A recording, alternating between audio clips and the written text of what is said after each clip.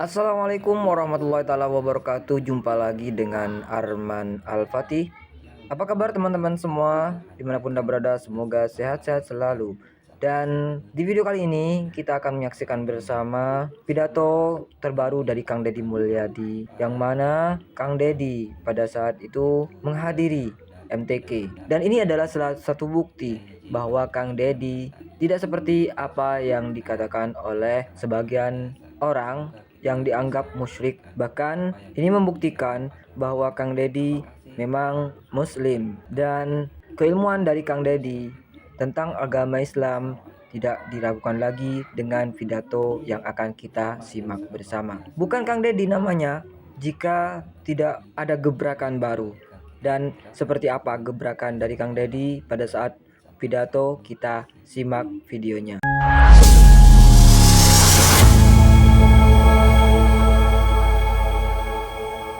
Urban dan juga seluruh tamu undangan, selanjutnya kami berdua akan mengundang dengan hormat sosok berikutnya yang berada di atas panggung. Beliau akan menyampaikan sambutan, memberikan semangat kepada seluruh kafilah dan juga sekaligus membuka seluruh rangkaian acara kita malam hari ini. Langsung kami akan undang dengan hormat, kita akan apresiasi kehadiran beliau, Gubernur Jawa Barat, Kang Deddy Mulyadi. Assalamualaikum warahmatullahi wabarakatuh. Sampurasun. Alhamdulillah wa syukurillah wa nikmatillah, la haula wala quwata illa billah. Allahumma sholli ala Sayyidina Muhammad wa ala ali Sayyidina Muhammad.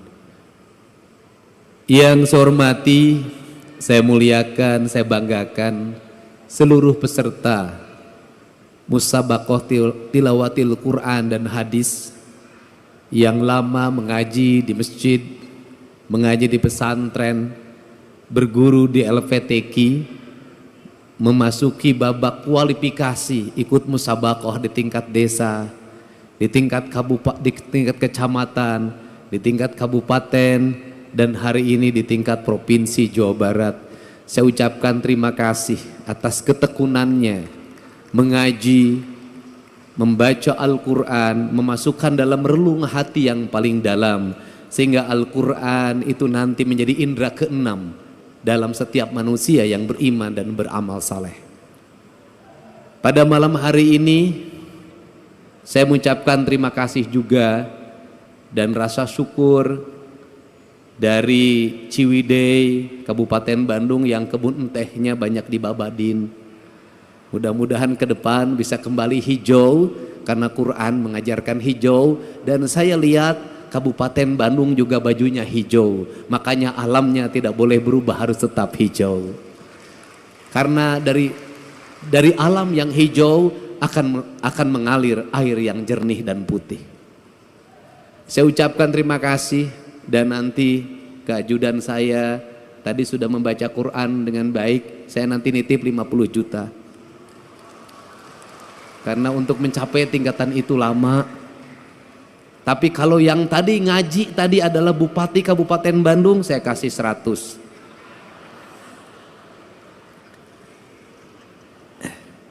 Saya mengucapkan terima kasih juga pada Kang Maman Imanul Haq.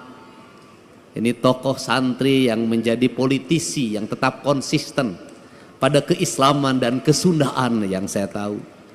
Sehingga kalimat kesundaan mohon Pak Kemenag, Pak Kanwil, itu ketika saya wakil bupati dulu, ada dosen Universitas Pasundan bernama Hidayat Suryalaga. Dia menulis terjemah Al-Quran dalam rumpaka Sunda yang sudah disusun dalam bentuk mamaos. Dan saya minta di tahun depan itu masuk menjadi salah satu cabang yang diperlombakan, yaitu mamaos dalam bahasa Sunda, tapi isi mamaosnya adalah terjemahan Al-Quran. Saya ucapkan terima kasih juga, karena kalau tidak saya sebut nanti saya dimarahin oleh Pak Bupati. Kang Asep Romli, terus anggota DPR RI juga, keluarga besar, bedas, tepuk tangan, saya ucapkan terima kasih. Saya mengucapkan terima kasih pada Pak Ketua DPRD Provinsi Jawa Barat, yang mewakili Pangdam 3 Siliwangi, yang mewakili Kapolda Jabar, yang mewakili Kepala Kejaksaan Tinggi Jawa Barat, yang mewakili Ketua Pengadilan Agama Provinsi Jawa Barat, Ketua Pengadilan Tinggi Provinsi Jawa Barat. Semoga kita semua dalam keadaan sehat walafiat. Saya mengucapkan terima kasih atas kehadiran Ibu anggota Komisi 5 DPRD Provinsi Jawa Barat, Ibu Humaira. Saya ucapkan terima kasih, bajunya putih sama dengan saya. Para bupati, para wali kota yang hadir pada kesempatan malam hari ini beserta istrinya, mohon sabar, saya tidak akan dulu beserta istri sampai wangsit nanti datang. Pak Ketua MUI, saya ucapkan terima kasih atas kehadirannya. Para Ketua LVTQ yang telah sukses menyelenggarakan kegiatan ini, seluruh tamu undangan yang berbahagia. Kita hari ini memasuki pada sebuah fase di mana kita mengagungkan Al-Quran. Al-Quran yang diagungkan oleh kita adalah Al-Quran yang dilihat dari sisi estetika pembacaan. Dari estetika pembacaan itu pada akhirnya akan lahir pemaknaan. Karena nilai-nilai agama kalau tidak disampaikan secara estetika, maka kita tidak akan bisa memahami Sang Maha Kuasa. Kita ini sampai hari ini memaknai Allah, sujud pada Allah, itu baru sampai pada tingkat estetika. Belum sampai pada tingkat hakikat, pada tingkat makna, pada makom spiritualitas yang tertinggi. Kita baru sampai pada tingkat estetik. Kita tertarik untuk salat dengan khusyuk manakala imamnya berestetika dalam mengimami kita semua. Kita bolak-balik pergi umroh, merasa nyaman sholat di Masjidil Haram. Itu karena salah satu faktornya menurut saya, pertama jauh dari rumah sehingga tidak dikejar sama yang nagih utang di depan rumah. Meninggalkan pekerjaan-pekerjaan yang ada di rumah, seluruh problem ditinggal semua. Kemudian yang berikutnya juga imamnya memiliki kualifikasi orang yang mumpuni di dalam mengimami kita dalam hafalan Al-Qur'annya. Setelah itu jangan dilupakan, bukan hanya imam, teknologi sound systemnya yang sangat tinggi dan harganya mahal. Kemudian kita seringkali berlaku tidak adil. Berlaku tidak adilnya apa? Seringkali orang-orang yang berdakwah mengejek imam-imam yang ada di kampung kita, yang bacaannya tidak begitu sempurna, qiraatnya tidak begitu menarik. Kemudian juga diperbandingkan dengan Masjidil Haram, tidak adil. Kenapa? Imam di kampung kita, satu, hidupnya bukan hidup dari mengimami. Ngimaman macul terus kah sawah, ngimaman poe pare itu kahujanan, ngimaman pamajikan di imah gogorowokan. Dia tidak fokus menjadi imam. Yang itu yang pertama, artinya dari sisi keikhlasan dia lebih ikhlas dari siapapun, tanpa digaji oleh DKM-nya, tanpa digaji oleh negara. Dia mengabdikan diri secara total menjadi imam, menjadi khotib, mengajar anak-anak di surau, mengajar anak-anak di pengajian-pengajian. Menurut saya bisa jadi yang dekat dengan Allah adalah dia, bukan yang di Masjidil Haram, tanpa membandingkan. Kalau yang di Masjidil Haram berapa gaji dalam setiap bulan?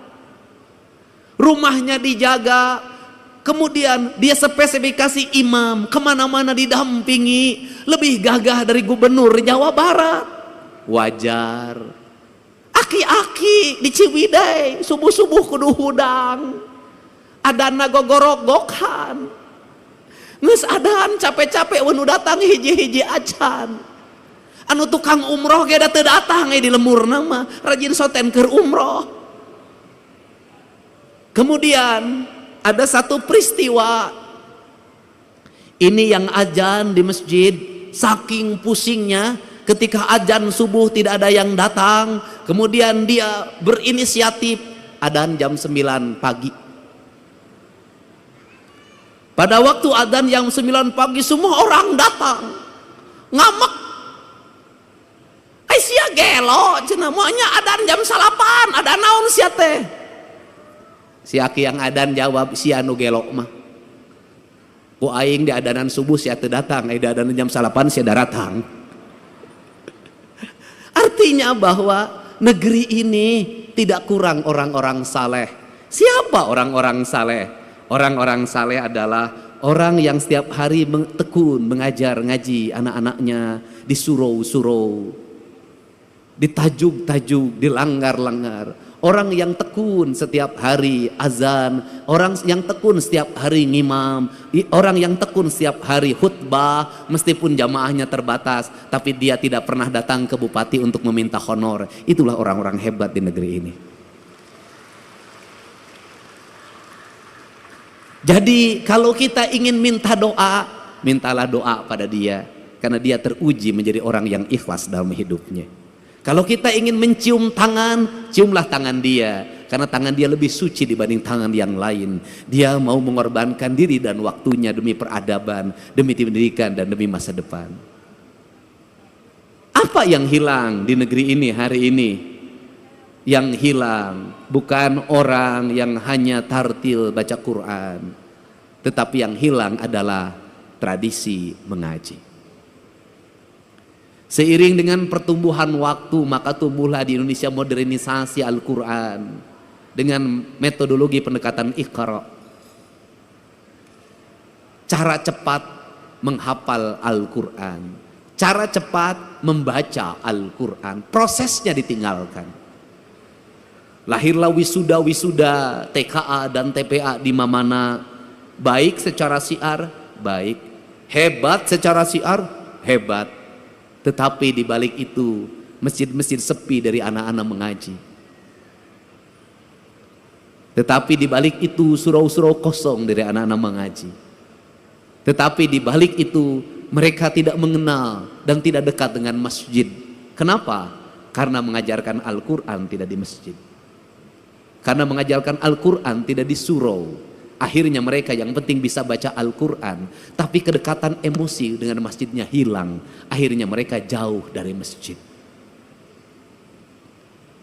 Yang kedua, hilangnya apa? Hilangnya proses. Dulu baca Al-Quran berlatihnya bisa 2 tahun baru bisa, 3 tahun baru bisa, ada yang 5 tahun baru bisa. Lambat sekali. Dari mulai ngeja, kemudian narawas, terus sampai belajar kuro, panjang sekali prosesnya. Dan pada waktu proses belajar itulah dia ke masjid. Dari proses itulah masuk perjalanan spiritualitas, kedekatan guru dengan murid, berlatih membaca Al-Quran, kemudian ada tingkatannya, ada yang levelnya pertama diajar pada level kedua diajar pada level yang level ketiga diajar pada level yang keempat. Maka waktu maghrib yang kurang lebih 1 jam itu efektif untuk membangun 3 generasi. Generasi ngeja, generasi narawas, generasi yang kemudian belajar kuro, dan generasi yang lebih tinggi dari itu. Prosesnya berjalan, maka anak-anak tidak lepas dari masjidnya. Kemudian gurunya bukan hanya mengajarkan Al-Qur'annya, gurunya mulai mengajarkan makna. Maka anak-anaknya dilatihlah belajar puasa, belajar tirakat. Maka Al-Quran identik dengan pembelajaran tirakat, pembelajaran puasa. Kemudian pembelajaran tirakat itu apa yang dilahirkan? Maka Al-Quran itu tersublimasi dalam pikiran, dalam relung bawah sadarnya. Karena lahir dalam relung bawah sadarnya, maka ucapannya bisa jadi tidak tartil karena ustadznya ustadz kampung. Tetapi ingat, dalam ucapan yang tidak tartil itu lahir makna keikhlasan karena dia bersenyamayam dalam jiwa yang bersih. Jiwa yang bersih itu celik putih, celak herang, cang bulan 14 jalan gede sasapuan, tegenek temalek balumbang timur narawangan. Apa yang terjadi? Ucapan-ucapan dari ayat Al-Qur'annya saciduh metu saucap nyata. Maka doa-doa pendeknya menjadi doa-doa yang sampai tembus ke langit-langit ilahiyah. Doa-doa pendeknya menembus batas, menembus pandang. Maka lahirlah anak-anak yang bercahaya. Karena lahirlah anak-anak bercahaya, maka anak itu tumbuh menjadi para pemimpin, tumbuh menjadi kaum-kaum pergerakan, tumbuh menjadi kaum-kaum perubahan. Maka ucapan-ucapan Allahu Akbar yang lahir dari surau-surau kecil itu melahirkan ucapan kebangsaan yang memerdekakan perbudakan, memerdekakan ketertinggalan, menjadi spirit dalam sebuah perubahan tanpa biaya apapun dalam kehidupannya. Ini. Maka berhati-hatilah ketika siar sudah begitu besar, ketika anggaran semakin membesar, bahkan jadi anggarannya sangat besar. Ada dua sisi mata pedang. Yang satu membukakan syiar terlihat di media sosial, tetapi yang lain bisa jadi meredupkan cahaya yang ada dalam setiap relung manusia.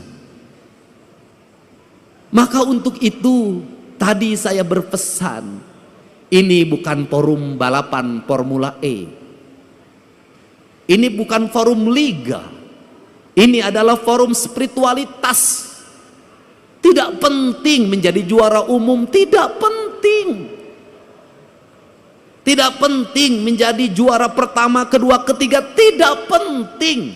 Tetapi yang lebih penting dari itu adalah Al-Quran masuk dalam cahaya ketua penyelenggara, sehingga ketua penyelenggaranya menjadi adil dalam tindakannya. Al-Quran masuk dalam cahayanya Gubernur Jawa Barat, sehingga Gubernur Jawa Barat bertindak adil dalam kebijakan-kebijakannya. Cahaya Al-Quran masuk ke relung hatinya Bupati, maka tindakannya menjadi adil. Dari gerakan membaca Al-Quran ini, maka terbebaslah orang-orang miskin, terbebaslah anak-anak yatim, terbangunlah peradaban hidup yang silih asa, silih asi, silih asu. Maka disitulah Al-Quran menjadi cahaya. Karena Al-Quran menjadi cahaya, maka Al-Quran bercahaya. Karena Al-Quran bercahaya, maka cahayanya terhampar. Maka Al-Quran tidak hanya dipahami tulisan yang ada dalam mushaf, yang kita lombakan, yang kita pertahankan, yang kita cium ketika ingin membacanya, yang kita simpan di atas kepala kita, yang kita simpan di rekal, dan ketika kita tidak berwudu maka tidak berani menyentuhnya. Kayak saya NU, tidak berani menyentuhnya. Tetapi di balik itu kita memahami gunung-gunung itu adalah hamparan Al-Quran. Sungai Citarum itu adalah hamparan Al-Quran. Sawah-sawah yang terhampar adalah hamparan Al-Quran.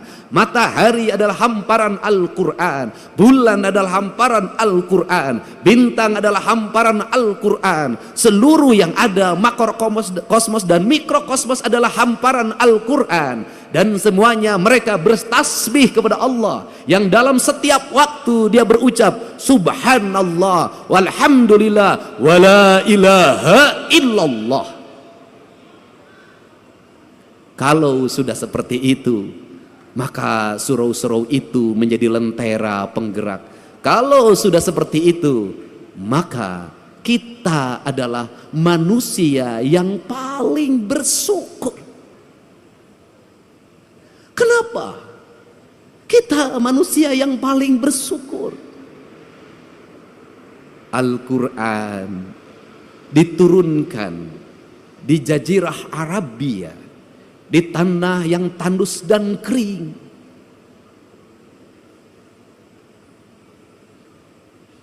Di mana orang mengalami kesulitan untuk mendapatkan air.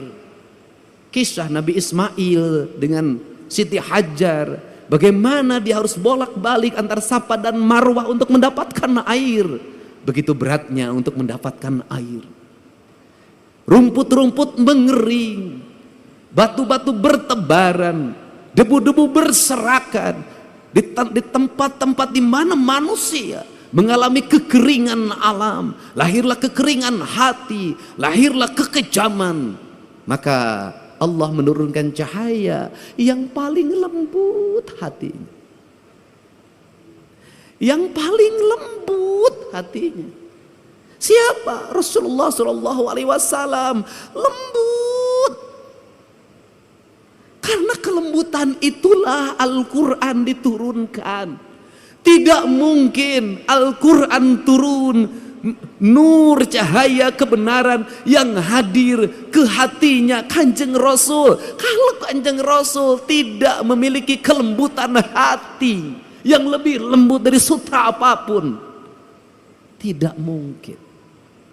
Maka dari kelembutan itu lahirlah ucapan-ucapan yang lembut. Dari ucapan-ucapan yang lembut itu lahirlah ucapan-ucapan yang indah. Dari ucapan-ucapan yang indah itu mempengaruhi pikiran manusia lewat telinganya. Karena lahir gelombang elektromagnetik yang dipancarkan dalam kekuatan spiritualitas, di mana angin-angin yang keras, debu-debu yang bertebaran dikalahkan oleh gelombang Al-Quran yang mempengaruhi pikiran manusia.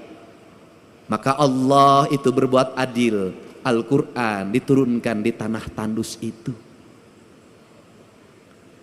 Tetapi Al-Quran yang dikirimkan di tanah tandus itu dibawa lewat pendekatan budaya, tanpa kekerasan, tanpa peperangan, bercerita tentang kisah Ramayana, bercerita tentang kisah Mahabharata, bercerita tentang kisah Pandawa, ada dalam sosok Dharma Kusuma. Maka dicanangkanlah yang disebut dengan dua kalimat sabda. Dua kalimat sabda itu disebutnya layang damus kalimus syada, yaitu yang diletakkan pada pikiran seorang pemimpin sebagai nilai ajaran. Nilai ajaran itu melahirkan Pandawa 5, yaitu Dharma Kusuma, Bima, Arjuna, Nakula, lan Sadewa. Lahirlah gerakan politik kebudayaan para wali, mengenalkan agama Islam lewat pendekatan kebudayaan. Lahir simbol-simbol silib, sindir, sindang, siloka, sasmita. Kenapa? Karena dia berhadapan dengan masyarakat Sunda,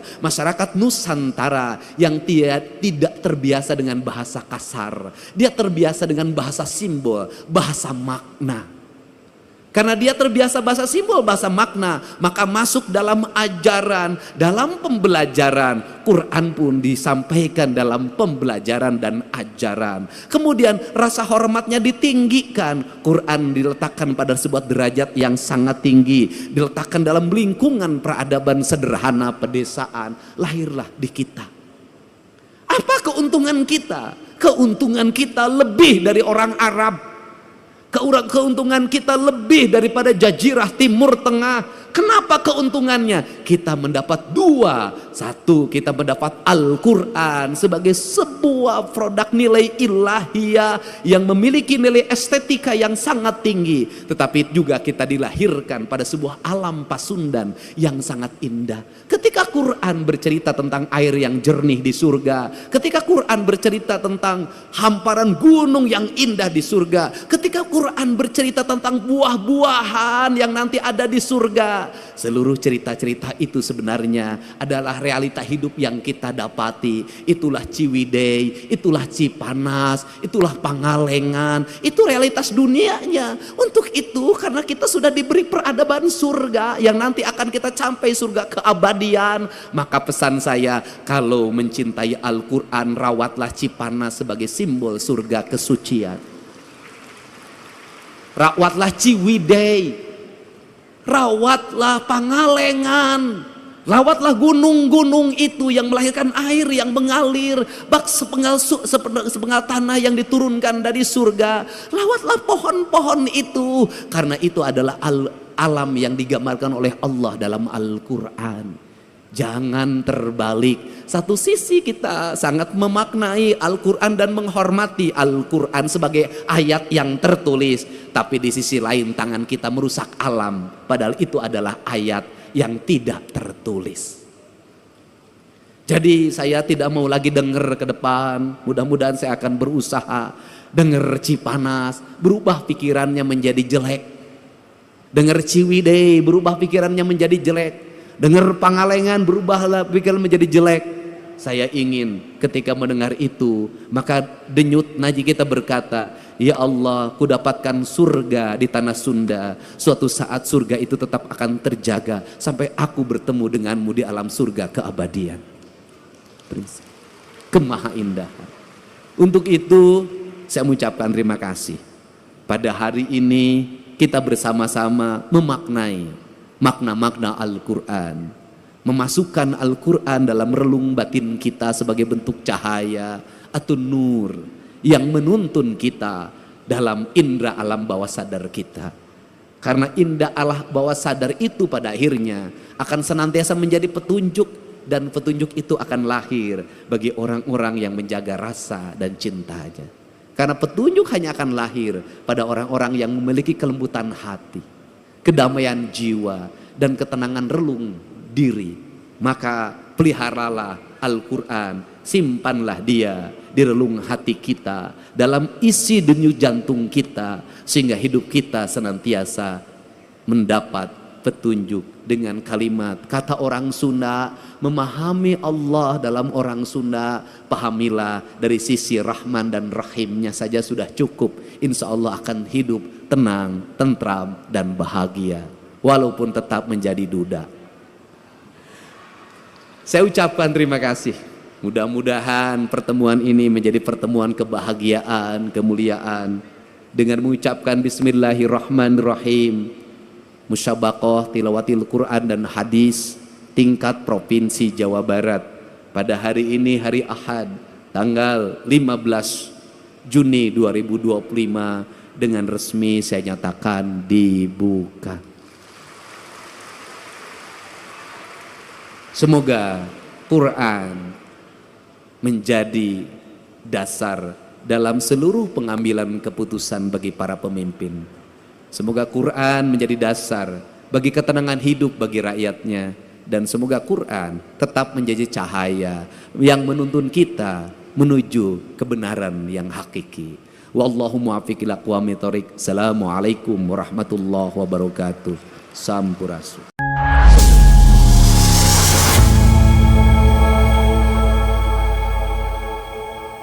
Itulah tadi pidato yang sangat luar biasa dari Kang Deddy Mulyadi dan kejutan yang sangat spektakuler bagi para peserta.